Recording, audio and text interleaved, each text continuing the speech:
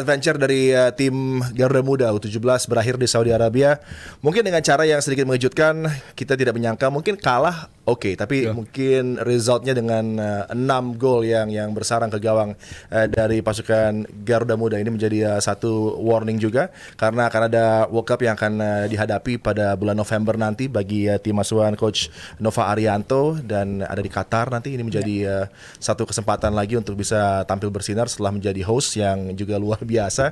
Kita mengamankan 2 poin kala itu, dan ini potensi ketika automatic qualification diraih, tentunya akan ada harapannya ada progress gitu. Dan melihat bagaimana di group stage dinavigasi dengan sensasional, bahkan mungkin terlalu bagus ya, karena biasanya kan harusnya progresnya tuh ada imbang dulu atau kalah kemudian menang gitu. Jadi agak naik gitu chartnya. Tapi kalau kemarin kan terus konsisten di atas. Ini juga mungkin yang membuat pengalaman didapat di match menghadapi Korea Utara, yang mungkin juga mereka memilih lawan sebenarnya Korea Utara, karena mereka punya chance itu lawan Oman menang, tapi mereka 90+8 ya gol. Iya, mereka imbang di situ, dan mereka akhirnya bertemu dengan Core Republicnya enggak kemarin. Ini menjadi perhitungan yang cukup tepat juga sepertinya, melihat dengan keadaan squad pasukan Garuda Muda yang mungkin sedikit overconfidence, tapi ketika tampil intensity menjadi masalah, dan bagaimana pertahanan menjadi satu titik yang terus dieksploitasi oleh Kim Tae-guk dan kawan-kawan. Ya, pokoknya pertama memang perjuangan membanggakan ya bagi timnas U17. Salut kepada para pemain, pelatih, staff, semua apa yang telah mereka achieve di fase grup ya. 3 kemenangan, kita belum pernah merasakan di level usia tersebut bisa menyapu bersih kemenangan di fase grup. Dan di level U17 sekalipun ini adalah hasil-hasil luar biasa lawan Korea Utara, juga kita tadinya berharap akan bisa memberikan kejutan ya, karena itu tadi momentumnya lagi bagus nih, para pemain kita momentumnya lagi bagus, tapi memang pada akhirnya at the end of the day jurangnya terlalu besar ya, dia naik levelnya itu antara babak grup dan knockout terlalu besar ya. Kita adalah tim di peringkat di pot 4 di grup ya, kita juga harus ingat itu. Memang kita akhirnya nyampe ke turnamen ini dengan salah satu lowest rank team, akhirnya kita bisa lolos sebagai juara grup, itu udah luar biasa banget. Tadi malam juga dapat kesempatan di salah satu TV nasional ya, berdiskusi dengan Pak Zaki Iskandar ya, manajer timnas U17. Ya gue memberikan apresiasi juga terhadap perjuangan timnas U17 yang udah sangat luar biasa. Gue lihat di media sosial juga dukungan banyak datang ke anak-anak. Jangan tertunduk, masih ada Piala Dunia dalam 5 bulan lagi. Dan ya Pak Zaki juga bilang bahwa sebenarnya awal-awal laga itu kunci ya, kalau kita ngomongin bagaimana 10-15 menit laga, karena tim kepelatihan dan seluruh skuad itu juga ada diwanti-wanti katanya bahwa 15 menit ini penting nih dalam menjaga mood pertandingan, menjaga mental dan lain-lain. Dan ketika kita kebobolan pertama hanya menit ke-7 menjelang menit ke-8, itu kan adalah kali pertama tim ini ketinggalan. Sepanjang turnamen. Mereka berada dalam situasi yang mereka belum pernah rasakan sebelumnya. Mereka berusaha keluar dari tekanan, tapi tekanannya si Korea Utara nih emang gila-gilaan nih. Pemain-pemainnya tegap, stare kayak siap jadi prajurit gitu. Mereka tuh kayak dibesarin di lab aja tuh mereka semua tuh. Memang keren-keren pemainnya. Jadi memang itu yang kesulitan ya. Beberapa kali kita juga keraguan, kesalahan sedikit pun ya, walaupun di level U17 sangat brutal banget bisa dimanfaatin oleh lawan. Tim mana, Pak Zaki juga bilang, tim mana yang bisa memanfaatkan kesalahan dan keraguan lawan itu yang akan menang di level U17 ini. Dan memang itulah yang terjadi kepada pasukan Garuda Asia ya, walaupun mereka udah berusaha sekuat tenaga, tapi pertama mereka concede 2 gol cepat itu dalam 20 menit, terus kemudian ketika mereka mau bangkit gol cepat babak kedua dalam 15 menit ya, kebobolan 3 gol. Jadi akhirnya jadi a bridge too far juga buat a game mereka. Too far juga mungkin buat pasukan Garuda Muda ya. Gua rasa enggak a game too far, cuman rada rosternya mungkin ya untuk merotasi kan agak sulit tuh buat Coach Nova Arianto, walaupun kalau di group stage rotasi substitutionnya semua oke gitu. Substitutionnya oke, benar. Work semua gitu. Itu harus benar. agak kurang terjadi impact yang diinginkan, yang diharapkan, yang terutama di second half ya. Terlepas dari An Jin Sok luar biasa, is phenomenal di lapangan tengah Korea Utara. Ini adalah pemain yang mungkin semua tim kecuali Uzbekistan nggak punya. An Jin Sok yang bisa menjaga kedalaman, dia bisa feed bola dengan baik, dia bisa mengcut tekanan lawan gitu kan, dengan vision dia luar biasa. Apalagi juga kita melihat Kim Tae-guk di wing juga outletnya impressive. Captain Choi ini juga di pertahanan. Padahal ini set piece-nya ala Harry Maguire dan kawan-kawan. Ada antrian di situ yang harusnya bisa di-cover dengan baik, tapi nggak terjadi.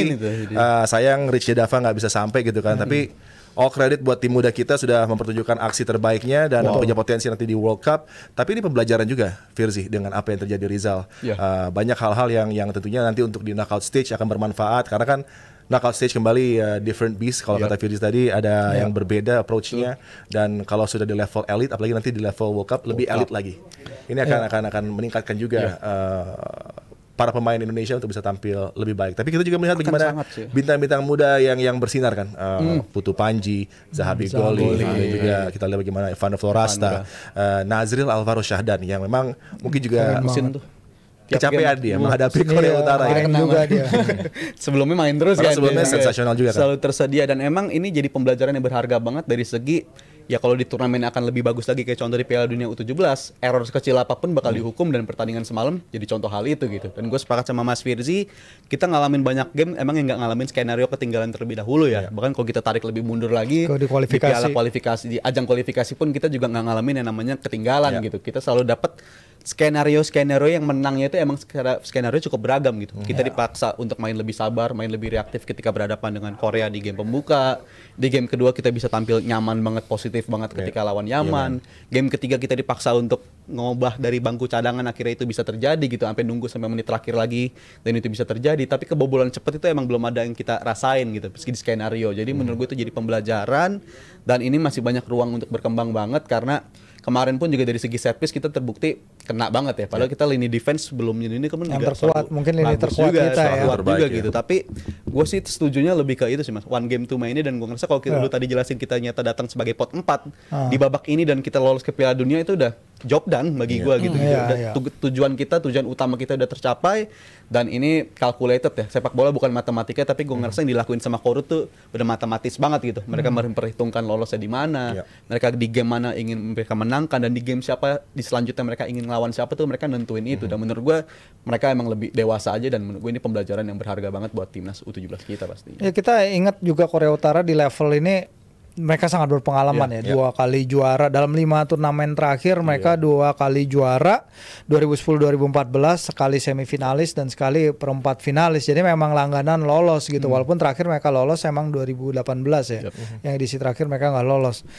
Cuman kedewasaan permainan anak-anak mereka, bagaimana mereka memanfaatkan peluang, 6 gol dari hanya 6 tembakan tepat sasaran loh. Itu brutal efficiency loh untuk anak-anak umur 17 tahun gini. Finishingnya hebat banget. Gue khawatirnya kalau 7 shots 7 gol ada yang gak masuk, 1 diinterogasi. Gak boleh balik dulu. Kamu kenapa nih? Kenapa? Ini kamu salah. Ada salah. Margin of error. Iya. Kamu robot. Super soldier semuanya. Dava kita tahu kiper yang sangat bagus, sangat bagus di fase grup, dia membuktikannya beberapa kali. Tapi ya kali ini memang gol-golnya beberapa nggak terhindarkan saking bagusnya gitu apa yang mereka perbuat. Dan itu tadi keraguan sedikit pun akan dimanfaatkan. Coach Nova bicara mungkin bukan hanya soal masalah fisik dan mental, tapi juga skill ya, skill bagaimana mereka kontrol bola lambung misalnya. Berapa kali kita lihat bola lambung direct itu merepotkan kita, long ball. Dan ini yang jadi perhatian juga, karena tim Coach Nova dan tim akan dibubarkan setelah ini. Mereka punya waktu 5 bulan untuk ke Piala Dunia. Akan ada seleksi lagi.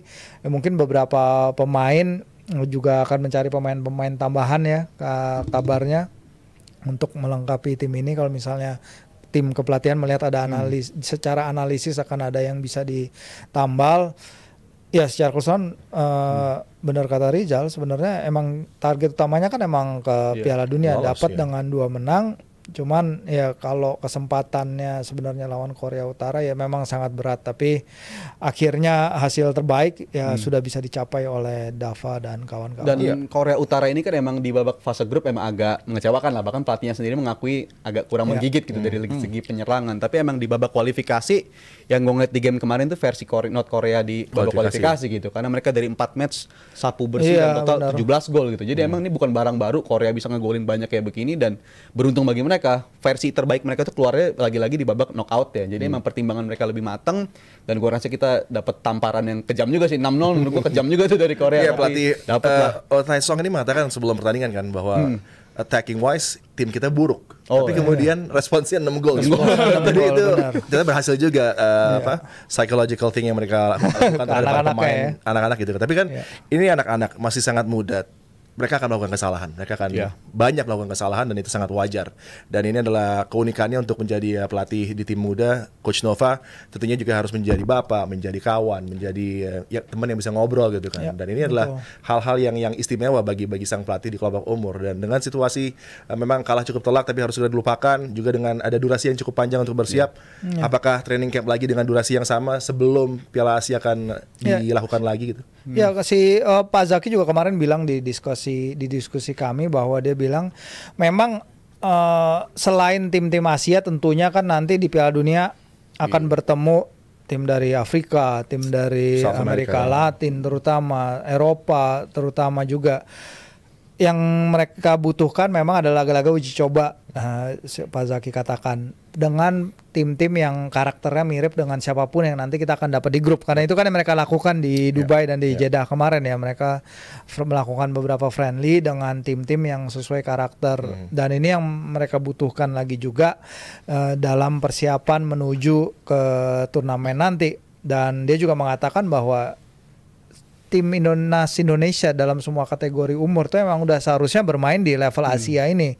Jangan lagi level AFF, kita ada beberapa kali di level junior jadi juara Piala AFF, dan sekarang kita harus bidik untuk menjadi kontestan reguler di Piala Asia, dan kalau bisa Piala Dunia juga, apalagi sekarang entry-nya kan lebih mudah daripada sebelum-sebelumnya ya. Tadinya 24 tim, sekarang 48, dan frekuensi turnamen 128 lama-lama semua bisa main di Piala Dunia. Rame itu. Semua bisa main, rame sekali.